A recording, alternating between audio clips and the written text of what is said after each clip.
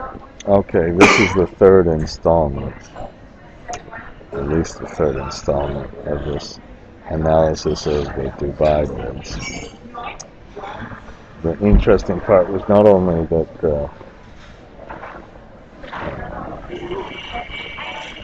Mazda, whatever they call them, came in first, but there's these other, who was it, Jinko Solar, somebody like that came in second, GDF Suez, EDF, they all did very aggressive bids. EDF's was 4 cents, but that's a pretty dramatic breakthrough. I think Aqua Power is still higher. Now, it's cool how they kind of published all the bids. Now what I want to do this time is just present this possibility and show you the effect of financing. So starting with this really kind of expensive financing, which made the biggest difference. The loan tenor, made that make a really big difference. Debt percent, if they only got 75 versus 85. A low interest rate, again I'm using a very high kind of Egypt almost interest rate on this. If they could get sculpting instead of level repayment, and then the reduced IRR. So the kind of interesting thing is that reduced IRR wasn't that big a deal compared to some of these others. Now if you changed order, would have a bigger deal. And then the tax rate, oh, that's not that big a deal. That last few little years and getting a balloon payment right at the end, and then a really low IRR. And that's how we can kind of explain the whole thing. As long as they got a reasonable, this was the big thing, you can get a tracking with some higher capacity factor and still do it because it's such a large project at a reasonable cost, but it's really still so dramatic. Now, to do this, just go to if you got the Drive, which very few people have bothered to ask for, even though I give it for free. You go to chapter number 1 and go to Excel Utilities if you've got I'm not online right now, so I can't show you how to get it from the website, but it's right on the very first page of the website, so you just open this file. Now, when you run it, here's the idea. You have to set it up really carefully. You set up a base number. That's our high financing cost, and then everything else is an increment. So this is just up here F24, which is just our kind of starting point, and then everything else is the change from the starting point, and then you have to leave space for the last case. Just the way I wrote it. If that's too much of a pain, sorry. And then they have to be in adjacent columns, and you just select them, and then you press, just like it says down below, you press Shift Control V. Now here's what I do. Let's delete earlier graphs just because we're starting. Let's put this in comma. We're showing the kind of the rate per megawatt hour. We don't have to hide the sheet right now.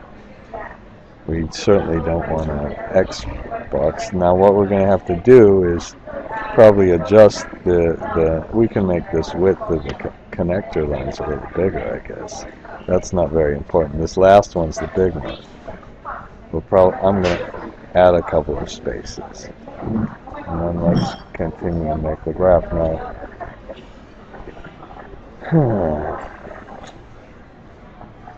Okay, so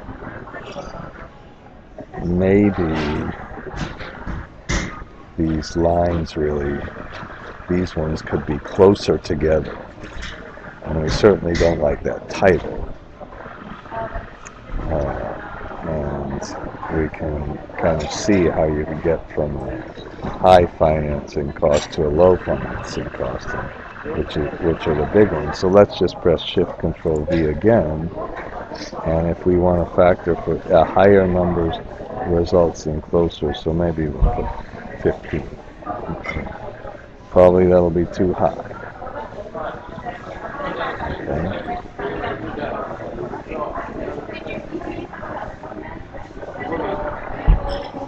Alright, I think that looks a little better. Now, when you do this, it puts the graph all the way at the end, and you just move it to the. I'm just going to move it to the beginning. Okay, and I'm going to make these bold, and if I do that, I also, the problem is you have to do it on the bottom. Okay, and we'll put, perhaps here, we can find something. I hope. I'm going to put, just call it this, uh-oh.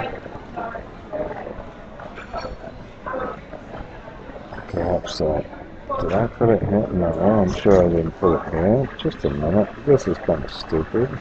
How can I...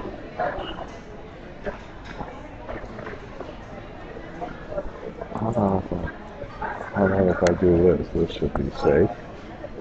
Okay. Now,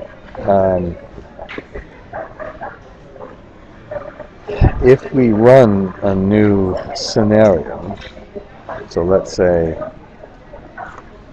on this one, I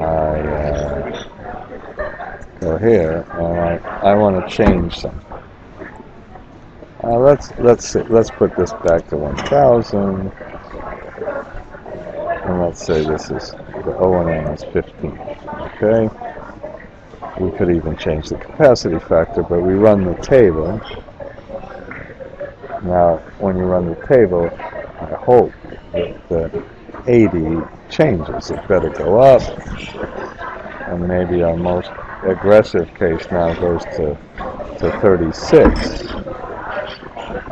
So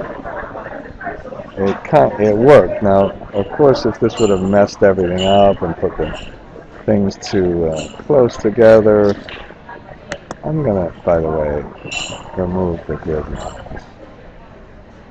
Somebody told me, oh, remove the grid lines. Okay, so that's that one. Now, if we want a, okay, now if we had done this one, of course, with the second one, I'll say let's use this. Now we'd have to rerun the table. The problem really with this is you have to rerun the table. If you had it, if you weren't doing a table each time.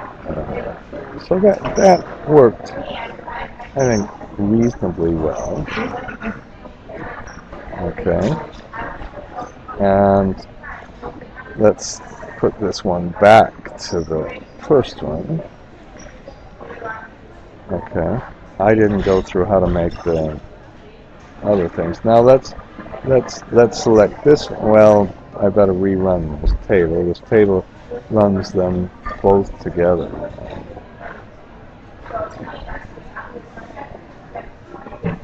Okay. And I wonder, we could almost run it right on the sheet. I'm not going to do that. Shift Control V. Now this time, let's not delete the earlier graphs. We want to keep them. I think the rest of these things is maintained. That was a real pain to get all that right. And then it's going to make waterfall chart number 2. Now, okay, which I think is kind of reasonable. So I'm going to move this waterfall chart number 2 all the way back to the start. Okay, and I'll put the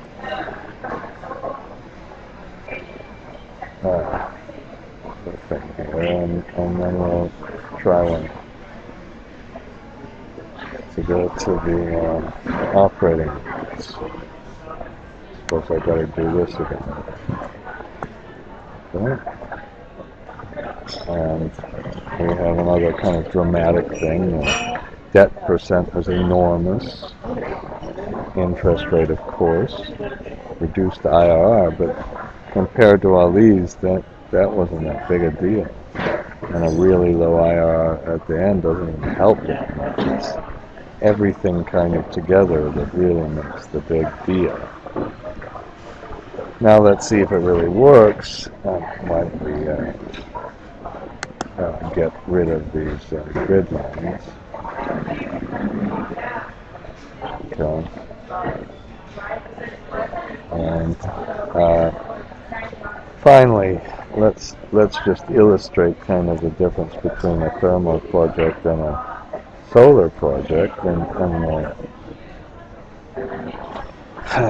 here for our second project. That now let's just take a combined cycle. Now I just put a $5 US gas price. And I think what we should really do is do this. We better be careful to kind of do this in real terms, because otherwise we're comparing a gas price that might inflate, and the inflation in the gas price really is an increase. Okay, and then this just runs the one of them. So we'll run for the solar and run for the combined cycle. The really interesting part is that combined cycle wins if you have bad financing. Here's the combined cycle and loses. Now this time we have the combined cycle, so you can see that there's so much smaller of an effect for the combined cycle, and that reason I'm kind of happy. These could be a little closer together, but it's not so bad. So let's try even running now which is really interesting, this enormous hydro project, which is probably one of the most interesting projects in the world. If they could ever get it running, but then they're talking about instead of giving it to people, giving it to others. Now the cost of the project, even with a high capital cost, isn't so bad. Look how low you could get it if they could get some reasonable financing. Okay, suppose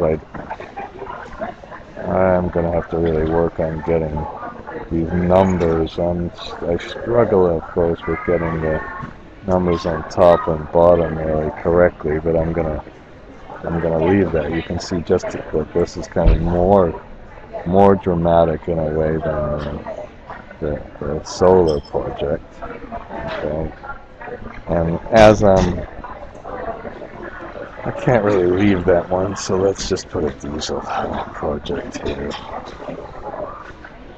That's probably extremely high cost for a diesel project, but there's a very difference between the low speed and high speed, and you've got a whole kind of thing with diesel. So we have this one, and you can see there's just nothing, because obviously it's all fuel cost. That's not really surprising. The difference between these two is the stark difference. So that's our video. Now I'm going to get it ready for my class.